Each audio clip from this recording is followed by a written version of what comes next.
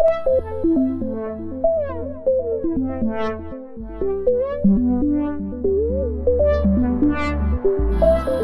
everybody, and welcome back to the Tonic podcast. I'm Alex Kapitko, joined with Drew Nepley. Drew, how are you today? I'm doing well. I'm in the same sweatpants I have been for about 4 days, and I'm excited about this podcast, man. It's always fun doing this stuff.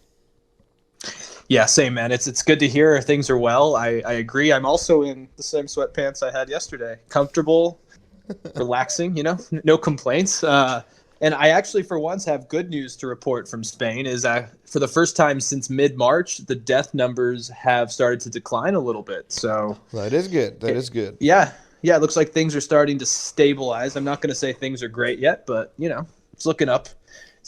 But I do want to get outside. I've started running laps in my garden just to get some exercise, and it looks pretty sad, I gotta say. So yeah, man, I've been basically doing prison workouts just in my little room, like push-ups, sit-ups, stuff that's just like you could do within a confined space, because you can't go anywhere. No, you can't.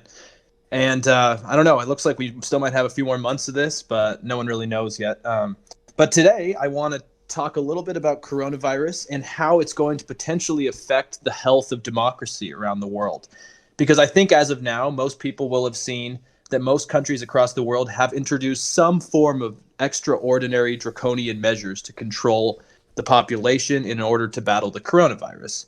And it's interesting because a lot of these measures during a time of peace and prosperity would obviously be fought over inside of the parliament or the Congress, but right now they've been passed without much of a debate. And there's a lot of concern around some countries, and I'm not going to say all countries, but for some places, it's starting to appear that they are using the pandemic as an excuse to start cutting away at democratic rights and freedoms. And then also, even in more democratic countries, we're also seeing technology and surveillance, which is starting to also become a little bit of an infringement on human rights. So it's going to be interesting to see how these extraordinary measures being taken will maybe change the health of democracy and maybe influence some authoritarianism. So I'm curious, what do you think about this? It's a hot button topic for sure. Yeah, I think it's a new beast now with technology and this pandemic, right? We're seeing a different version but we're seeing a new modern version of something that we've always seen, which is in times of crisis, governments that want to seize power have a greater freedom to do so, because people in times of crisis are more willing to give up some freedoms for more safety, right? That social contracts, the social contract that we already have starts to bend, the scales start to get tipped more towards the government because people are afraid in a crisis and are willing to give up freedoms for the safety, right?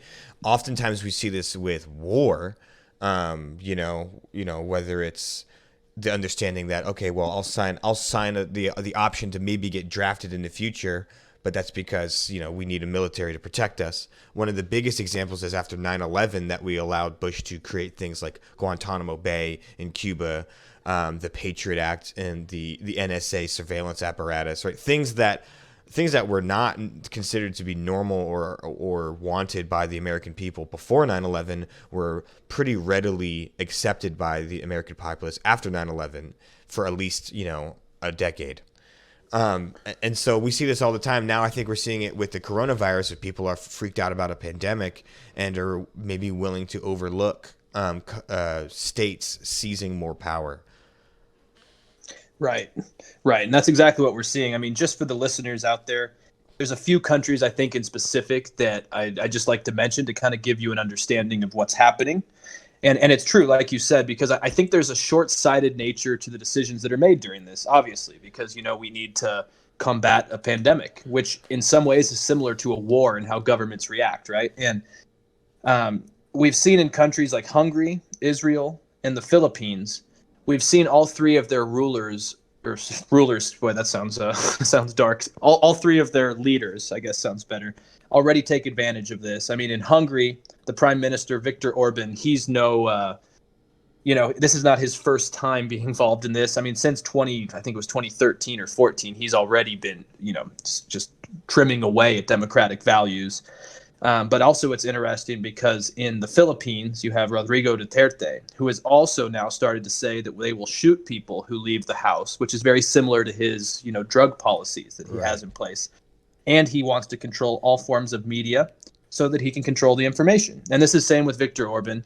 And then in Israel, it's actually quite fascinating because Benjamin Netanyahu has been in a very uncertain place leading up to this pandemic.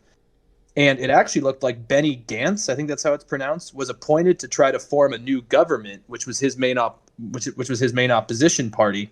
But actually, in the face of the response, Benjamin Netanyahu has been able to reclaim his power, and the other party, led by Benny Gantz, has actually stepped down. And so now Benjamin Netanyahu is controlling the media, controlling the government, and he's back to where he was months before. So it's kind of an interesting. You've seen a lot of opportunism, and you're right. This is nothing new. And I think the stem of why this is happening, this is at least my theory, is that China, which is a very authoritarian country, has pretty much given the world a blueprint on how to combat this issue, right? They've said you need to lock down your country, enforce draconian measures, and wait it out. And you need to make sure citizens stay home. And, that worked really well in China. And it's clearly looking like it's working in other places like Italy and Spain as well. But the problem is it's given kind of a roadmap on how to be a good authoritarian regime in the process. Well, I would argue that the first response of China didn't work well, which was try to silence dissidents, try to silence reports of the virus. And then once they realized that messed up and that they were going to get caught, then they started doing like the draconian lockdowns, which did work. But yeah, so I mean, but I think there's also flaws to how authoritarian governments have reacted to the coronavirus. One of which is this whole, you can't spread fake news, you can't spread bad news about our state, and so then you're going to silence journalists, and then therefore real factual information about the pandemic can't get out, and people end up dying because of it. But you're right that China has also shown that in large-scale, massive quarantines and lockdowns are super effective, and they had the ability to really, really enforce those. And so other states are going to be looking to the ability to enforce those. Now, the thing is right, I do believe that in this pandemic, we do need to have a government that has a legitimacy to, like that is part of the social contract, is we have to give up some of our rights. Like here in Los Angeles, I can't go outside. I can't go to the hiking trails. And that's because it's a public health issue. So it's that balance of like, we do have to have a government that people think is legitimate enough to keep people inside when you have to have a pandemic. But then any kind of emergency powers that you put on have to be caveated with the sunset clause, right? You talked about we both listened to that NPR interviews about, and they talked about like Hungary. Hungary, right? Am I going insane? Yeah, it was Hungary, Israel, and the Philippines. I think, in that NPR episode, right? But no, it's Hungary, correct. Hungary is the one where they have no sunset clauses on any of their bills and powers that they're giving to their prime minister. And that's the problem, right? If you say, hey, we have a pandemic, but by 2021 we'll reassess these powers, and if the pandemic is no longer around, we'll get rid of them. But it's so hard to get rid of powers that you've already given, especially if you don't put any clauses that limit it. And so, some of these guys are going to run away with, take the money and run with these powers after this pandemic's over. Right. It's really true, and I think you kind of have to take it as a case by case scenario, because I think you have countries like it was Taiwan and Singapore who have conducted mass surveillance, creating these apps which basically have tracked people's movement and people that have the coronavirus, and it tells you if they've violated curfews and violated lockdowns.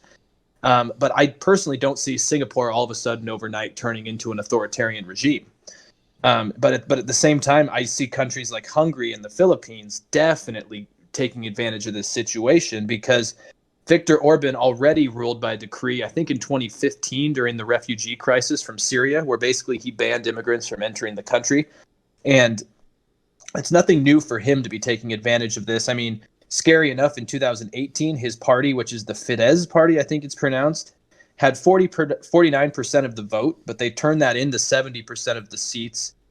And it's a little bit worrying, because that he is just now ruling by decree, just because he knows that this is the opportunistic time. And a lot of polls show that he was actually waning in popularity. So it's very clear that this is just a power grab, you know?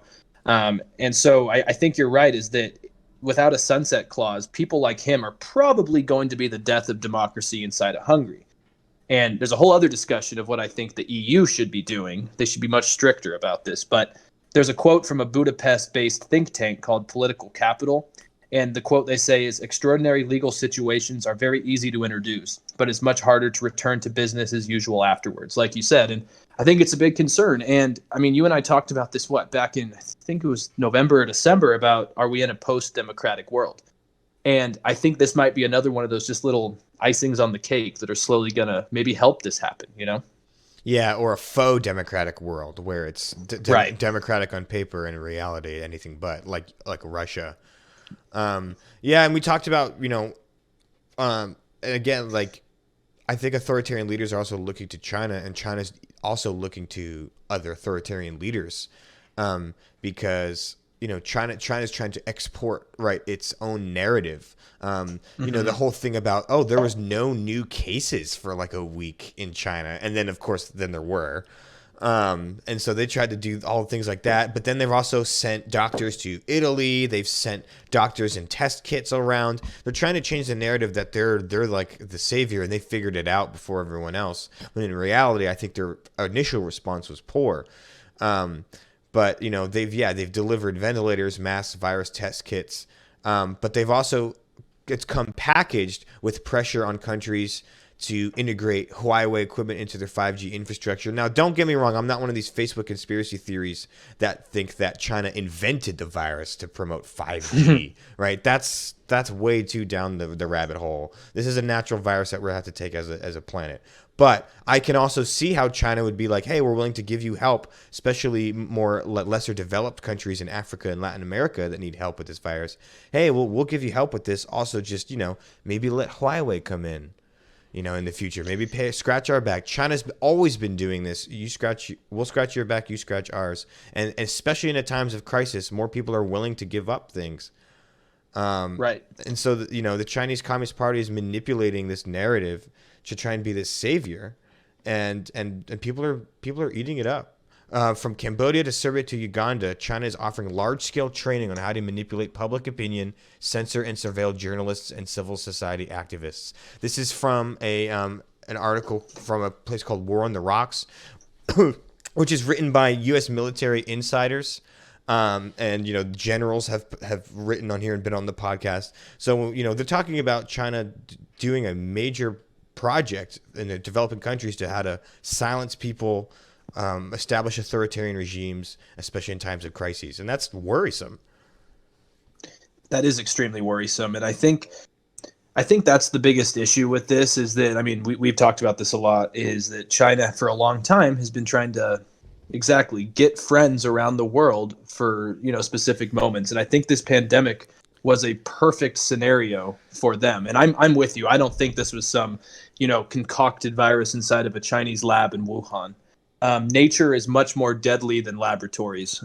So I don't think there's any debate on that. But it's true that I think this happened at the perfect time for China because, as we've seen, the West's response has been inadequate at best.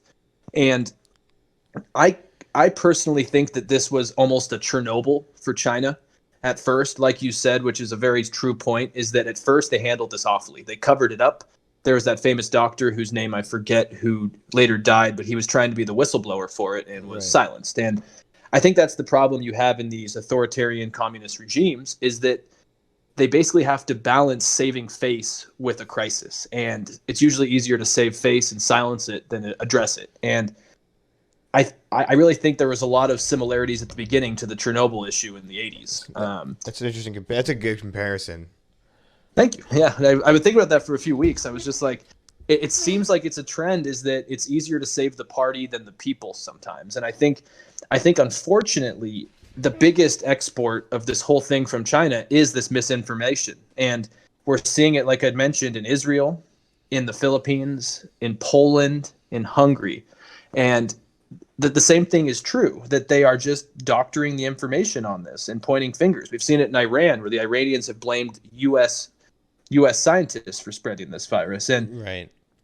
it's that's the issue here, is that we're almost facing just kind of a dichotomy of opinion and facts, and it's really hard as a world to combat such a virus when we can't agree on the facts. And I am positive to see that in the case of Hungary, and now Poland is also following, unfortunately, Hungary. What's her name? Ursula von der Leyen, who is the president of the EU's executive, said that democracy cannot work without free and independent media. Any emergency measures must be limited to what is necessary and strictly proportionate. They must not last indefinitely. And this was calling out Viktor Orban in Hungary. And I think that's the problem, is it's this misinformation campaign. And at the end of the day, what I think the reason for it is that we're just in almost somewhat of a quasi-Cold War between the United States and China. And this is the perfect crisis that I think that's brought it to the surface. Yeah, and I think it's going to exacerbate the issues of like you said, the free press. I think right in Hungary, I think now you can go to jail if you present fake news about coronavirus, but it's the Hungarian government that decides what is fake news or not. So independent press is worried about it. It's almost like, I said about Chernobyl. The irony about it is it is like Chernobyl, right? Where China tried to cover it up eventually, but then it got out. But then the irony is now this time it's almost as if like Russia had Chernobyl, everything went to hell in a handbasket, but then Russia went around telling people, oh, this is how you clean up nuclear waste. So China's like, oh yeah, well, here's how you figure it out. Here's how you silence journalists. Here's how you create this, surveillance apparatus. Also, the pandemic has reached other states, and we didn't do anything to.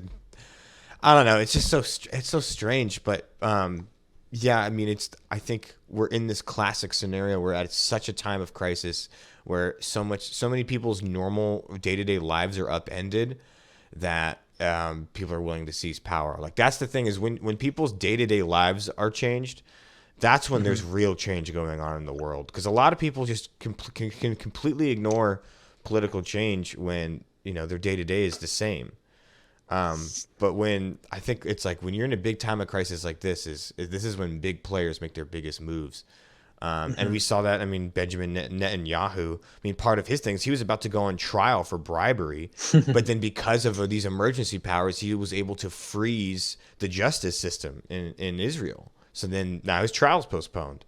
Like, if that's not the most blatant use of, authoritarian power, I don't know what else is.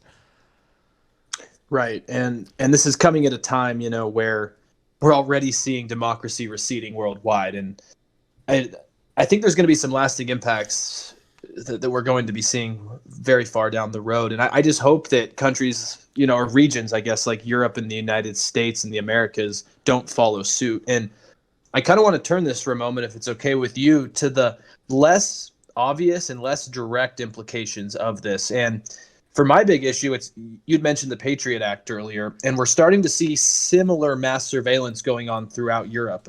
Here in Spain, even in Madrid, where I live, there are drones and other types of surveillance going around the city to make sure that people comply with curfew.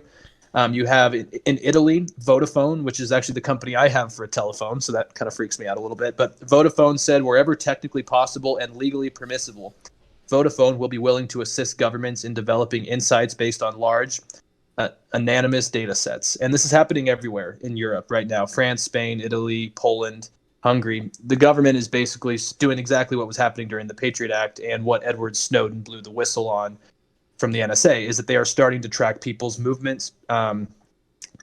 It was different in Taiwan and South Korea and Singapore, for example, where these apps basically just, you had to actually personally check in on them. And if you had symptoms or if you had coronavirus, you were obligated to check in, and then they tracked you. But in Europe, it's becoming more of just data compilations, and it's a little sinister to me, because as we've seen with things like the Patriot Act, it's very hard to get rid of those once they're made into law. Right. And they can be easily justified too, right? Because the whole Patriot Act was, well, we're in a global war on terror. Now it's, well, we're in a global pandemic, and people are willing to buy in, and there's legitimate arguments for that too. I mean, let's think about South Korea. There was one lady who had COVID-19.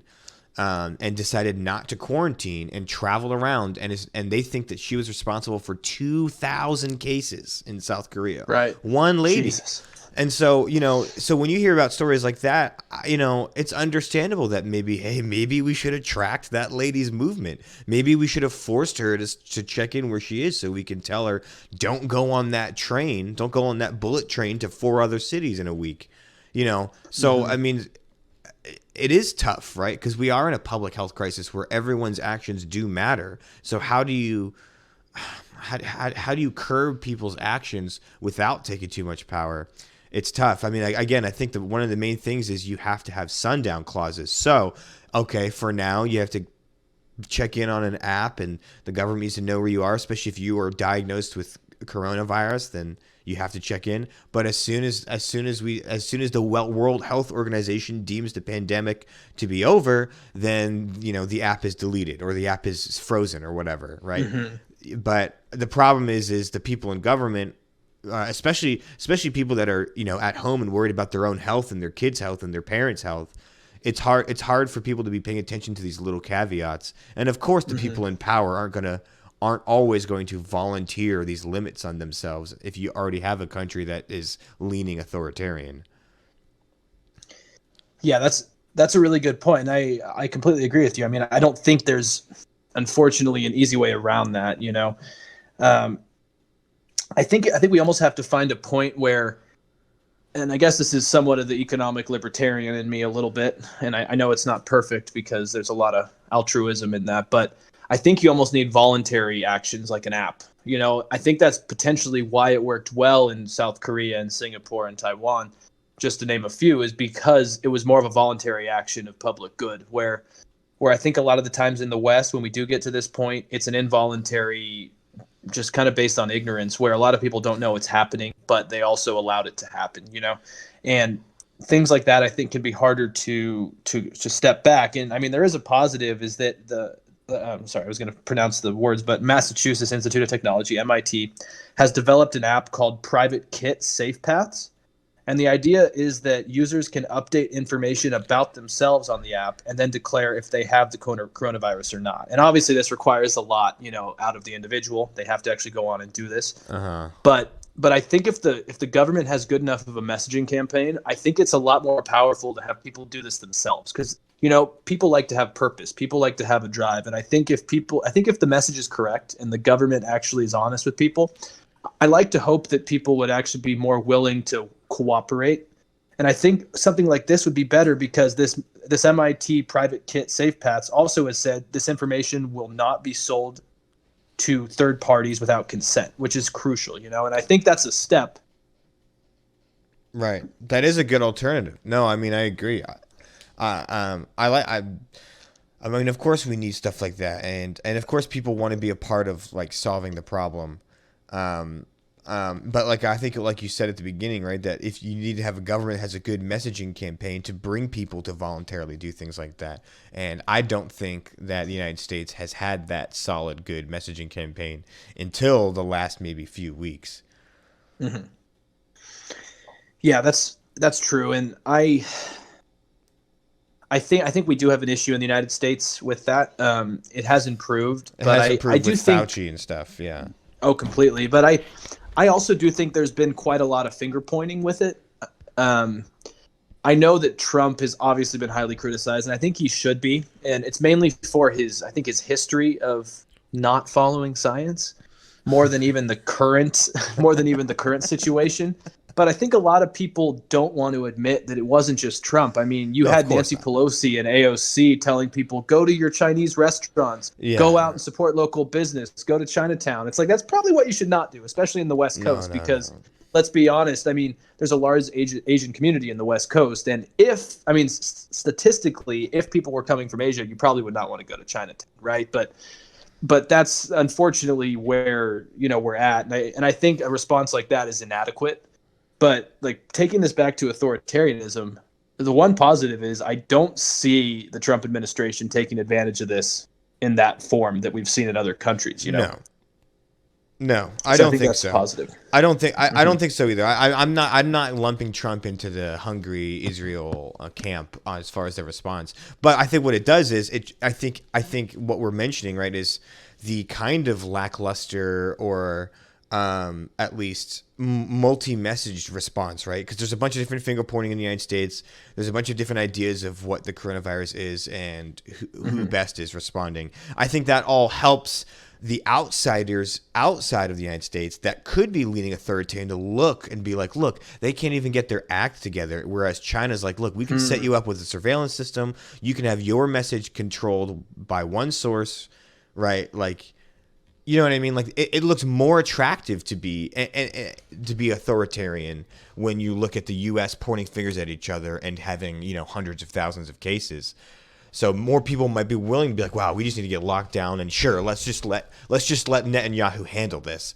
You even said, I think they mentioned it in the NPR article, that the majority of his opponent, right, that Gates guy, what is it, Benny? Gantz, yeah, Benny Gantz. The majority of Benny Gantz supporters said that they would be okay with him, like, you know, joining Netanyahu's government in the time of crisis. That's so telling to me that even people that are like, okay, I want this guy to become the government, but I'll be willing to let him join as my political opponent so that we can have unity in a time of crisis.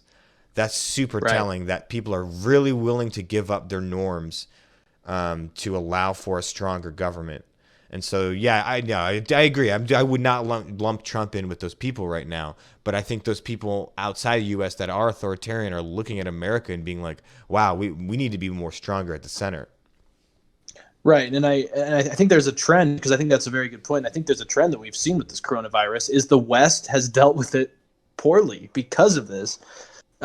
Because, you know, in a country with a single party system or a country that is quasi-democratic, I think it's easier to just control the narrative and control the whole issue. But I mean, in England, we've seen this issue. In Spain, we've seen this issue, the right and left pointing fingers. In France, the United States, obviously.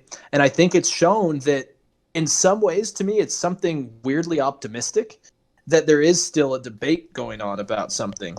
Because even though it's not probably the time to be having a giant debate, to me, it still shows that there is a debate and there's not just consolidation of power or a vision. Because I think we need to follow the scientists, but we also need to allow discussion. And I think a lot of these places like Hungary and China are not doing that. And I mean, I don't even want to get into Russia too much right now because we don't know anything about what coronavirus is doing in Russia. But obviously Putin as well is taking advantage of this. But there's no discussion. It's just a controlled narrative. And it's maybe, is it better that Nancy Pelosi and Trump are pointing fingers at each other than the alternative? I don't know. Well, it certainly shows that the West really does, you know, people do value their day-to-day individual freedom, even if that means I want to go to, you know, spring break at Miami Beach.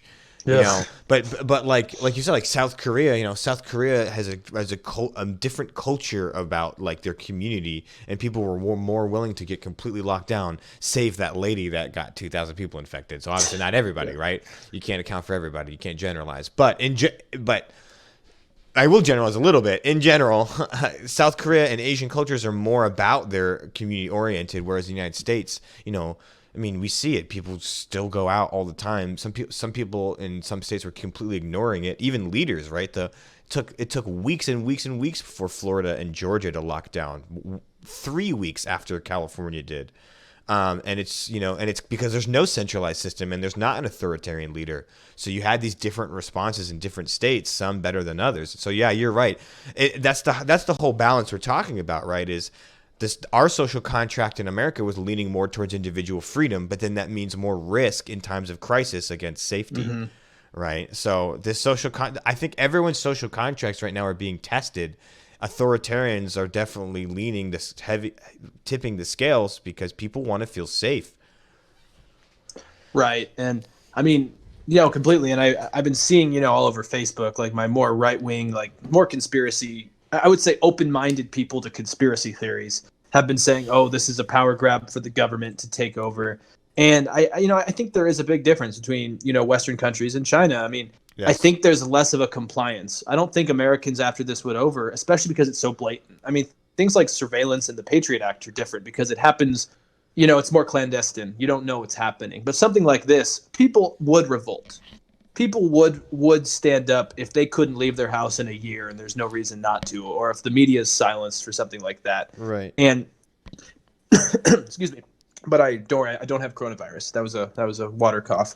But yeah, like I think the big difference too is that we do need to realize that we can't have individual states working simultaneously but in different directions. Like that is probably one of the biggest things is we need a federal cooperative mandate. And that is one of the powers of authoritarianism. And that's why I do think China at the end of the day was more successful than Italy. I mean, Italy already surpassed with infected and deaths. Right. And it makes sense to me just because, unfortunately, you know, it's just a different society. And it's true. I mean, South Korea, Taiwan, Singapore. There's an interesting point The Economist had on that too. Side note is that it was actually their distrust for China, which actually allowed them to have such a quick response. Oh, interesting. Too, which, yeah, and it actually totally makes sense, especially with Taiwan. Yeah, which is so sad. I guess Taiwan in December warned the World Health Organization about this exact virus, and Taiwan is not allowed on the, right. They're not officially recognized. Exactly, and so everyone blew them off, you know, and it actually seems like this distrust in China was what allowed some of these neighbors to actually institute good policies, but it required a strong government, but also compliance of the people.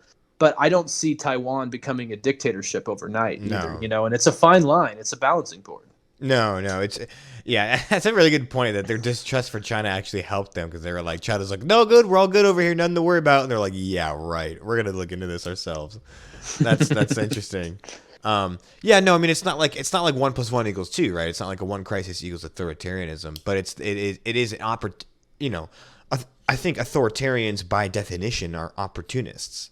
Right, that's how they get there. They seize the opportunity to get more power, and so I think that any smart, as far as Machiavellianly smart, authoritarian is going to use this opportunity to seize power, and that's what we're seeing. But it's such a hard balance, and it is really interesting to see the and there was the one point I wanted to make actually was they kind of mentioned it in that NPR interview as well.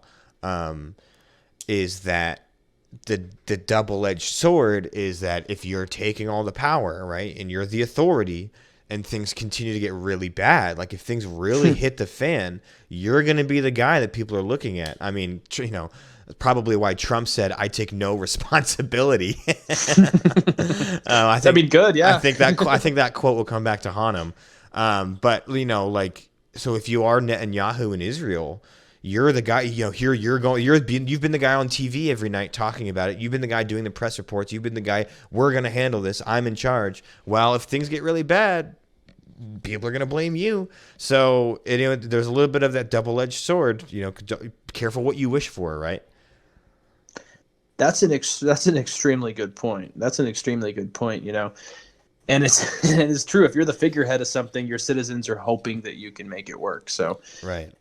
It's a good point. Now, I think in Europe, you know, like in Hungary, for example, that could be a serious issue because Viktor Orban's fine now, but before the crisis, he was not popular. But in a place like China, I don't think Xi Jinping has to worry about anything with that. No, that's true. Or Vladimir Putin or Duterte. You're absolutely right. But it's true. I think it's still functioning democracies like in Israel, where I think there's a growing nationalism and some dangerous right policies, but at the same time, it's still a functioning country, I would say, especially on a domestic scale when it comes to just day-to-day lives. And yeah, I mean, you're right. I think Israel is at a unique stance because I do in some ways maybe think that the stability of keeping Netanyahu for the moment could be better than a change in division, but it's true. We'll see how his popularity does after this. And who knows? I mean, I'm just curious if he's just gonna continue postponing his criminal trial. Charges in his trial. Yeah, I'm curious about that. That's almost his de facto sundown clause. Is like, you know, okay, sure, like you're good now, you're the hot guy now. You kick the can down the road, but eventually this pandemic will end, and eventually you're almost, you know, de facto checks and balances. Are you going to keep postponing that trial? Like, people are fine with you postponing it now, but maybe not in 6 months. So yeah, I mean, Netanyahu's in that unique position where he's successfully maneuvered himself into way more power and positive outlook, but it's not over yet. He's kind of kicked the can down the road. Well, I mean, I personally relate with that same idea as an analogy. I'm enjoying kind of working from home. I'm enjoying getting some stuff done and reading more, but there's probably going to be a sunset on that too. And reality is going to hit you across the face, you know? So yeah, I don't know. yeah, I don't know. I think we're in a time where the dust has yet to settle, right? The chaos is kind of still. I mean, the U.S. Surgeon General just said this is going to be probably the worst week of the pandemic. April is going to be the peak, is as far as they know, and as far as they know, it's the best projection. So, you know, I think maybe 6 months from now, we'll really see who gives up the power they had in emergency clauses. We'll see what governments really have checks and balances and which ones don't. Yeah, completely. And, you know, this is something I wrote down earlier and I totally forgot about until right now. And, like, exactly with this, the dust hasn't settled yet. That with authoritarianism and this kind of expansion of a lot of governmental powers, I think there's something interesting that people can play off, especially leaders like Viktor Orban. It's public distrust in one another. Yeah. Because I wonder when people will actually feel comfortable going to a sports arena and sitting next to one another. Right. You know, because obviously the government can say, okay, it's over, you can go back to work. But when will you feel good enough to go to a club with your friends or sit at a bar that's packed on a Saturday night? And shake hands with a plumber. Yeah. Or, you know, yeah. Yeah. And I think authoritarians could play off that public distrust in one another. And that's one of the scarier parts I don't think we're even seeing for a long time yet. Right. Yeah. The long-lasting social effects are going to be interesting to watch. And I'm sure we'll do an episode down the line, probably later this year on it. But yeah, I mean, when are people going to want to go back to baseball games? Even if the government says it's fine, well, we'll see. Interesting stuff. For those do you want to close this one out, Alex, actually? Sure, yeah. I mean, for anyone listening, let us know your thoughts, please. I'm curious. Most of you are home, so you have time to respond. You have time to let us know what you think. It's not like you have a lot going on. So please let us know. We are on YouTube, Podbean, iTunes, and all these third-party sites, which I don't want to list because half of them I've never heard of. But like always, Drew, it's a pleasure. I've enjoyed this talk, and we'll be back on Wednesday with a talk on when is violent revolt justified. So catch us then. Tell your friends, and keep safe, wash your hands, and stay positive.